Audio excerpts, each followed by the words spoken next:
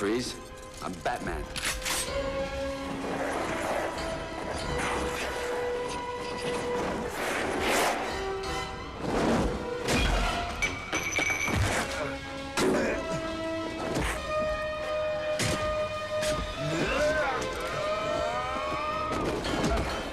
3 years ago, George Clooney was a struggling actor on the shabbier fringes of television.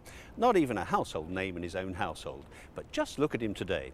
This year, he'll be seen as the new Batman in Batman and Robin, as Michelle Pfeiffer's co-star in the romantic comedy One Fine Day, as Nicole Kidman's partner in the action thriller The Peacemaker, and of course, as the sexy Dr. Doug Ross in that hugely successful TV series ER.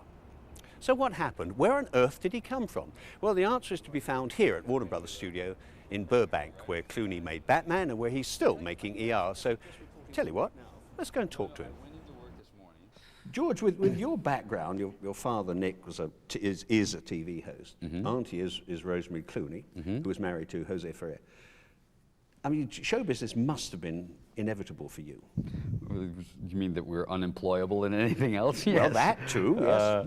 Part of it is true. I think I was always going to go into some form of this business. I thought I was going to be in broadcasting. I thought I'd be a television journalist of some sort or something but I wasn't really smart enough, and my father was really good at it, and I didn't, you know, I couldn't really compete with him, so I figured I'd do something that would take very little intelligence. And I found it. I'm quite proud. That's what they always say about actors, isn't it? Yes, we're proud of that. But you started off, aged about 20 in your cousin's film, Miguel Ferrer. Yes, yes. And They're Off, which wasn't, because it never opened. We called it The Story of a Gelding. Yeah, and They're Off. It was a horse race movie that never came out. The investors went to jail for embezzling the money. Oh, yeah. That's a bad start. That's one of my better films, too. I've had a pretty auspicious film career. Well, you had a fairly auspicious television career, didn't you? Because, yes. I mean, for a long time throughout the 80s, there was a succession of, if I may say so, rather bad television. Yes, I tried to do as much bad television as possible so that other people didn't have to. I thought that was my job. That was very, very unselfish of you. Thank you. I was always very giving. Actually, there are those minutes, you know, you talk yourself into thinking that what you're doing might be good. Like when I did a series called Sunset Beat, where I played an undercover cop on a Harley during the day and a rock star at night. And there was a moment that I think I talked myself into thinking that might be good. That's the danger of being in my profession. That's why I tell you we're all idiots. You must have talked very hard to believe that. I drank a lot at the time, I think. Is it true that you did 8 pilots for series that nobody wanted? I did 15 pilots altogether. Oh. I guess about 6 or 7 of them got picked up, and I did them as series. But you know, that's not even a bad record, really. Usually about 1 out of every 8 or 9 pilots will get picked up. So I was actually doing a little better than, for a while, every show I did got picked up, and then I went through a disastrous period. Well, to have remained employed throughout the 80s like that, you must have been doing something right. I mean, if the television... Well, I had pictures of the network executives with farm animals, and that seemed to really help. I advise that, by the way. Get that, and you'll be on the air for a long time. Ugly farm animals, because you know if they're good, it can't be a good looking. Yeah, the pretty ones are gone. Exactly. Yes. All the studio executives have those. But then you were in a film called The Return of the Killer Tomatoes. Yes, well, I figured that I shouldn't just corner the market on bad television. You did some bad films. I should do bad films as well. Yeah. But I mean, in that film, you delivered the deathless line, "That's the bravest thing I've ever seen a vegetable do." Now, when you got to that line in the script, did you not pause and think, is this really serious work for a grown man? Well, I think I was drinking again at that period. I have to think, did I was really proud of that line. Well, it's memorable. Oh, sure. Well, when you think about the kind of, you know, I had just come off of a series called Baby Talk, where the baby talks, and I'd gone to The Return of the Killer Tomatoes, where the tomatoes talk. So I was working my way slowly down the scale to just amoebas or something. Return of the Killer Tomatoes. All right, let's find a way to get out of here, huh? Okay. What's that noise? Mice? Big mouse. Oh, no, it's horrible creatures! It's giant zucchini! It's man-eating artichokes! Shut up! I'll handle this, all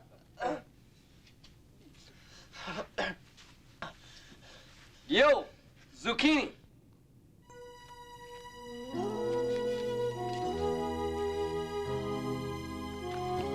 Tara? Chad, Tara, I thought you never wanted to see me again. I thought you were ketchup.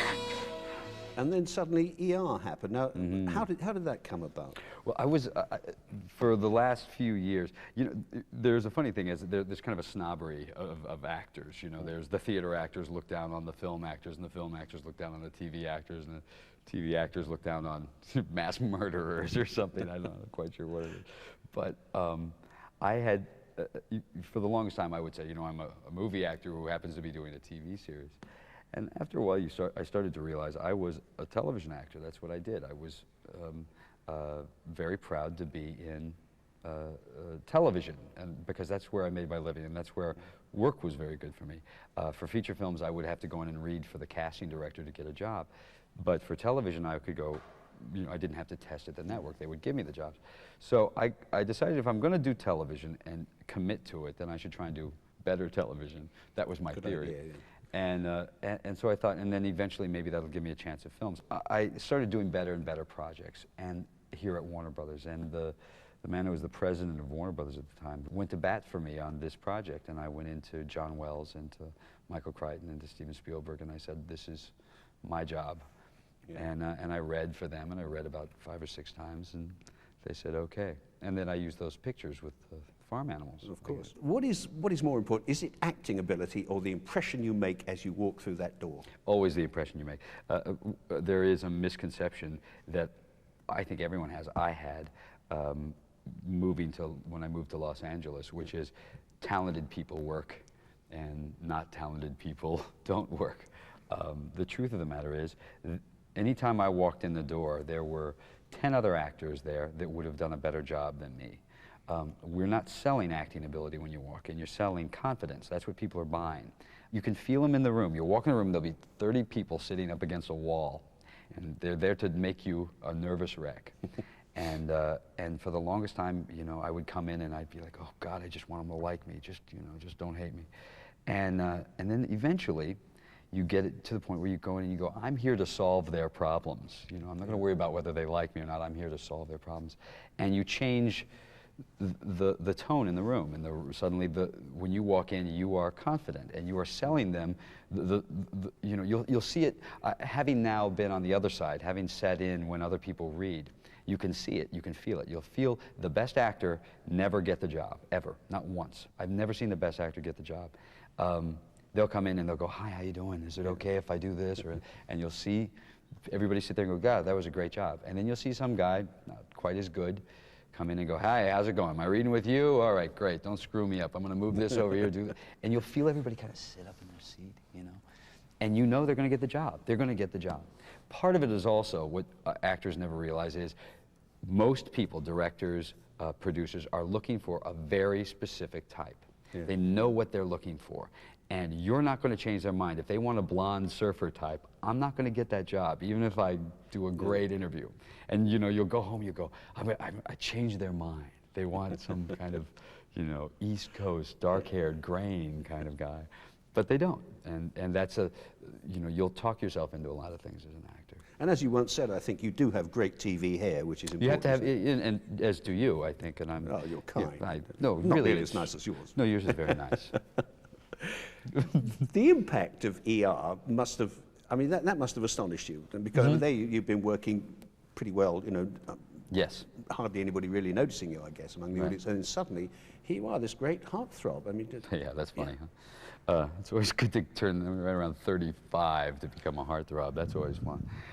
That gives me, what, 2 more years of a career? And then I'm back on Hollywood squares. Yeah, it was wild. It's just immensely successful, and I'm surprised that it has lasted as long as it has, because there is a gimmick to our show. You know, the energy and things were part of our gimmick, and there was a period of time that becomes old. And the challenge then becomes, we're not worried about competition in the United States. We're worried about competing with ourselves and the season that we did before. So we try to make the show better, and that's become the big challenge. And sometimes we succeed, and sometimes we fail. What the hell are you doing? Trying to boost the jackball up. Oh, man. I can feel it. This kid needs an airway. Okay. Get the forceps. I've got a line. Okay. I can feel the ball. It's moving. Moving. Oh, I almost got it. It's moving. You get it?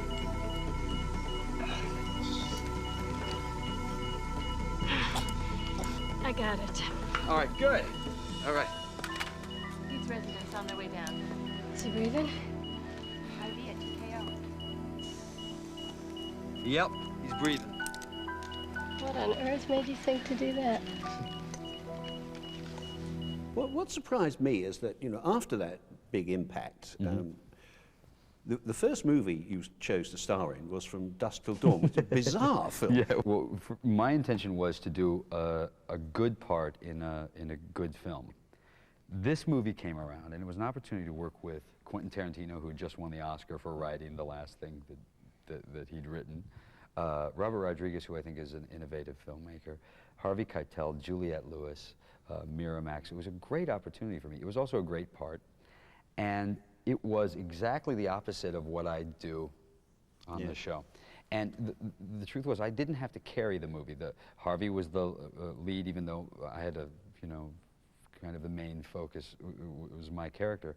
But Quentin and the things that surround Quentin when he does those, that all became the aura of the film, and I got to be part of it, a big part of it, but I didn't have to carry it. So I was protected in a lot of ways.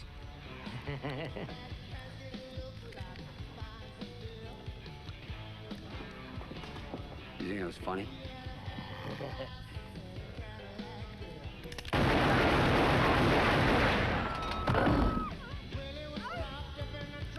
Sit down! It's a hell of a leap from there to One Fine Day, isn't it? You know, and I gather that virtually the first thing you had to do on One Fine Day was to start necking with Michelle Pfeiffer. Day one. Day one. That's now, too bad. At that point, you must have thought there are worse ways of making a living. I thought I couldn't believe that they were going to pay me. Yeah, the idea I think it was our first day, we had to do the last scene in the movie where I finally get to kiss her. And it's a little intimidating anyway, you know. It's intimidating to work with Michelle. Michelle, again, that was a movie where I liked the script a lot, and I thought, it's a really sweet film. It's an old style romantic comedy, but what I loved about it, the opportunity was, for me, I got to work opposite Michelle Pfeiffer, and that took my career and put it in a little bit better place. And my only concern was not screwing up that, because that's just, it's intimidating, you know, so you just want to, you know, I wanted to kind of quietly ease into that one, and that was, again, that was a good move for me because it was Michelle's movie. Yeah. You know, I still hadn't had to carry one. But you didn't really know her, but you had dated her sister, had you? Yeah, I dated Dee Dee. So I mean, snogging with Pfeiffers wasn't entirely new territory. I'd known the Snogs. I'd know the Snogs. Is that right? Yes, I'd known the Pfeiffers for quite some time. And thanks for bringing that up. Oh, well, that's all right. Sure, my pleasure. It's okay. Hello. Hi, it's me. Me who? You have kids? What kids? You didn't pick up the kids? Oh, you mean those kids? Look, I was just calling. Just wanted to call and check up on me because you don't really trust me. Sammy, no, put the gun down. And you only asked me to watch Sammy out of sheer desperation. And part of you would feel safer with him at the 9th Street Drop-In Center with LSD. Isn't that true? No, that is not true. I only wanted to warn you that Sammy can get into trouble faster than you can make most women smile. Are you flirting with me? Would you please just really pay attention to him? I won't let him out of my sight. Sammy, hey, guns aren't toys. And then on to Batman. Now, how do you feel about being the third Batman? Is there again the feeling that, you know, there have been 4 movies, they've all been a big success. Yes. I'm the third Batman. Am I going to be the one who screws it up? Does Well, that yeah, cross there's your always that. But I would rather be the third Batman than the second Batman. The second Batman would be the tough one, because now we've established that this guy can be replaced fairly easily. I was a little skeptical in the very beginning about doing it. I was a little worried about it, only because you know, it was someone else's franchise, and I was kind of filling in. So it seemed a little dangerous. But Arnold was involved already. Schwarzenegger was involved. Joel, I really like Joel Schumacher, the director, and he really makes a great kind of fun visual film. And I talked with Warner Brothers, and they really kind of said, look, here's what we want to do. We want to work with you. You know, we've had Kevin Costner and Mel Gibson and Clint Eastwood under contract here. And we'd like to invest in you for the next few years and say, let's see if you can make it here at this studio, and see if you know, if you can make it in feature films.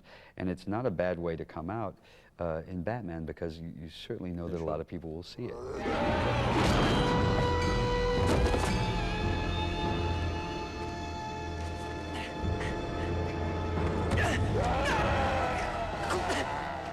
There's something about an anatomically correct rubber suit that puts fire in a girl's lips. Why are all the gorgeous ones homicidal maniacs? Is it me? What about that bat suit? It's miserable. I'm wearing it now underneath here. Yeah, like I guessed. You could tell. And I'm also told that Michelle Pfeiffer, who had played Catwoman, advised you to have a trap door built in. Yes, she did give me a little advice about the trap door, but I put it in the wrong place because I put it where she told me to put it. So it still took you hours to go to the loop. Exactly, it was horrible. It was tremendously uncomfortable. I had a zipper on the side. That did me no good. Unless you're bragging. Exactly. Well, unless I don't want to brag. No, it is the most uncomfortable thing in the world. But you know, you spend 6 months in it, and at the end of that, you get to be Batman. It's kind of a good trade-off, really. It's not such a bad deal. Julie, I'm not the marrying kind. There are things about me that you wouldn't understand. I know you're a dedicated bachelor. I know you've had your wild nights. Wild doesn't quite cover it.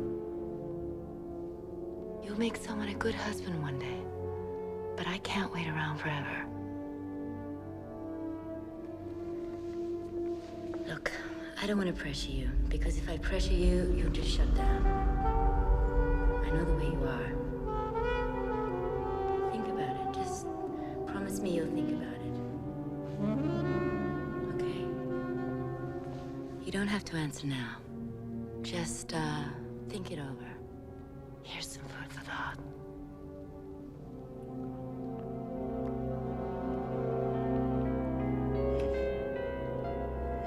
It's fun. It's embarrassing in a way to be a 35-year-old guy in a rubber suit. There are moments that you go, oh, what have I done? But, but it's so much fun. It's fun to do. Joel makes the set fun. Yeah. Arnold, I can't tell you how much fun Arnold Schwarzenegger was to work with. He was funny and nice and very gracious, much more gracious than you would think a star of his caliber would be, because he's such a big star. And sometimes there are competitive, you know, things in the air. And that was never that way with Arnold. He was nothing but gracious and nice and helpful to me. So I was very lucky. You sound as if you're still a little overawed by movie stars. Yeah, I still am. Yeah. I just met Clint Eastwood. He's on the lot here and walks around all the time. And it's funny, there is a difference between famous actors who I've met a lot of over the years and movie stars. And movie stars take your breath away when they walk. You know, Clint Eastwood walks in the room and you go, whoa, that's Clint Eastwood. You know, there is something, and there's no explaining it. And I'm in awe of that, and I'm in awe of being around it.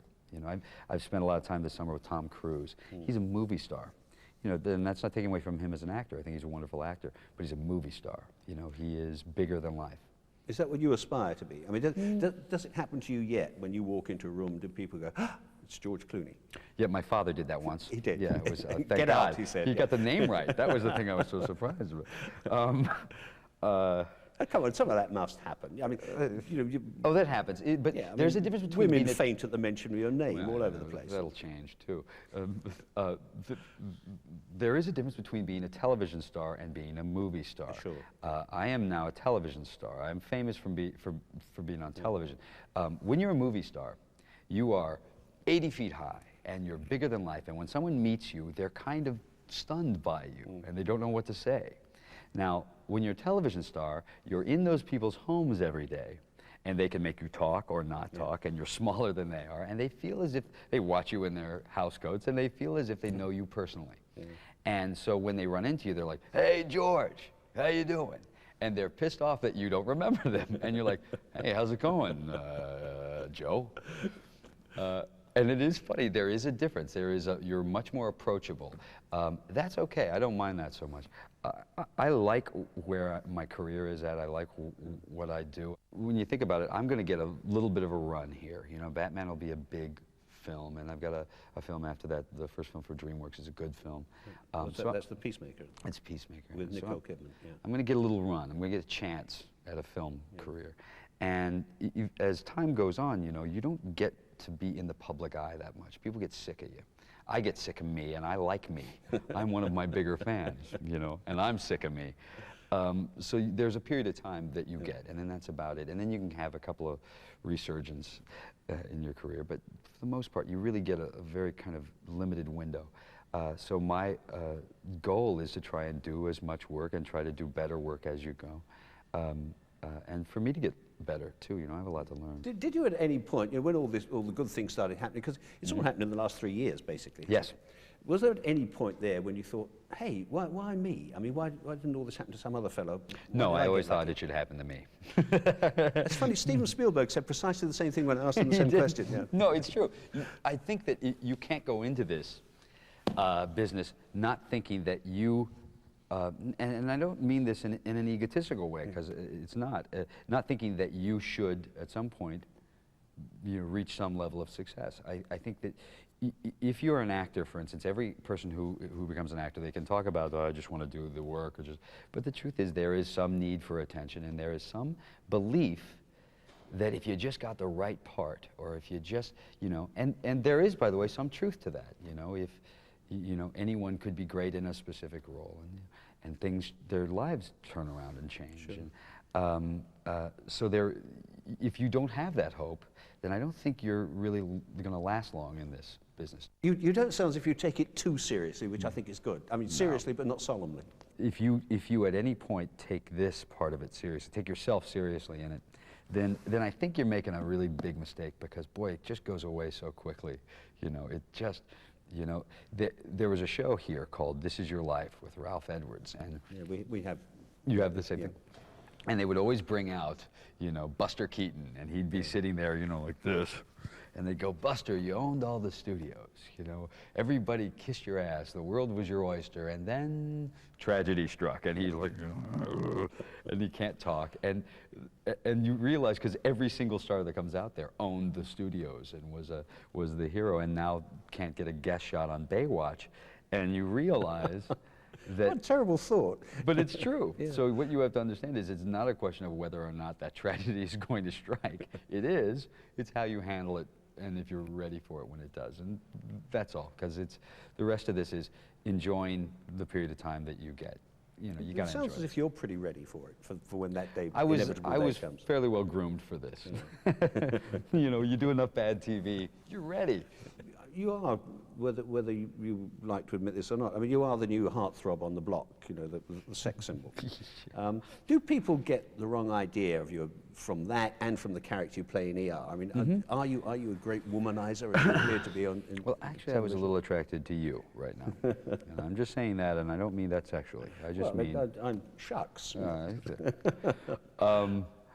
There is always the danger of people thinking you are what you play. Yeah. You know, what I play on the show is an alcoholic, womanizing, you know, pediatrician. So if you read every tabloid you read, you'll hear me, you know, stories about me being a drunken womanizer, you know. But not a pediatrician. But they leave that part out. Yeah. But there'll always be some story about me saving a kid. So they always throw you a bone, you know, here's something nice. And I'm not really any of those. I've had a fairly average, normal male life, you know. But isn't it true that Nicole Kidman bet you $10,000 that you would be married, So did or Michelle. have a child in So- 5 years? So did Michelle Pfeiffer. And Michelle Pfeiffer too? Yes, they both did. So you They stand to think win just because $20,000 if you keep clear for The 5 way I years. figure I'm now making money, I have a reason to do this. Well, they seem very confident, you know, that Yeah, you but, were you going know, to succumb. They're both big drinkers, those two. Ah, of course, yeah. Yeah, well, yeah, that's a reputation. Sure. Yeah, I'm sure that you've heard about, you know, Michelle. And Michelle all the time, you know, knocking on my trailer. George, you want to rehearse the love scene again? I'm like, Michelle, Jesus. And Nicole. I'm tired. Yeah, I got a headache. Yeah. Nicole going, George, can I borrow some money? You know, come on, Nicole again? Yeah. God, these women. Yeah. It's so hard. So tough to work with them. So what next, George? I mean, you've got these 3 films that certainly in Britain we will probably see this year. And then what's I'm the doing next a one? movie called Out of Sight for Universal, actually. That's the Elmore Leonard book. Elmore Leonard. Steven Soderbergh's directing it, and that should be a very fun one. That's going to be, it's a really good script. It's a kind of project I really like. It's all the people who did Get Shorty, and it's along those kind of lines. It's a very dark comedy, and it's right up my alley. It's something I'm comfortable with, so that'll be fun. And where do you think you'll be in, let us say, 5 years from now? Do you think you're going to be up there with all those big movie stars you admire so much? No, I don't think so. I think that there's always a certain amount of heat to the new, you know, the new guy. I was very lucky because I was always the wrong age through everything, and now I'm kind of the perfect age. I'm 35 years old, which means you can actually be a man, you know, be a leading man. And there's a lot of leading man roles out there right now. So I'm very lucky because I kind of hit the perfect age. That'll change, and they'll be doing 17-year-olds, and it'll all be, you know, some child doing it, and I'll be out and hating him, trying to kill him. But so I don't know. In 5 years, I'll be doing dinner theater again. You know, it's cyclical. You know, in 5 years, the one place I will be is financially in a better position, and other than that, I don't know. That's not a bad position to be in, either, is it? No, it'd be nice to. It's nice to be in the position where you go, okay, now I now don't have to work. Yeah. And that's what you're aiming. Well, you must be nearly there. I am there, and that's a great place to be. At 35, that's not bad. Yeah, that's very lucky, and that doesn't happen to many people. So I don't complain, you know. Those tiny things that kind of irk you, the paparazzis or the, you know, loss of privacy or things like that. No one wants to hear you complain, and that's fair. That's fair enough. I understand that. I'm not going to complain. You've got nothing to complain about, for God's sake. And I got good hair. Still great hair. Yes. Well done, George. Thanks very much. Hey, thank you.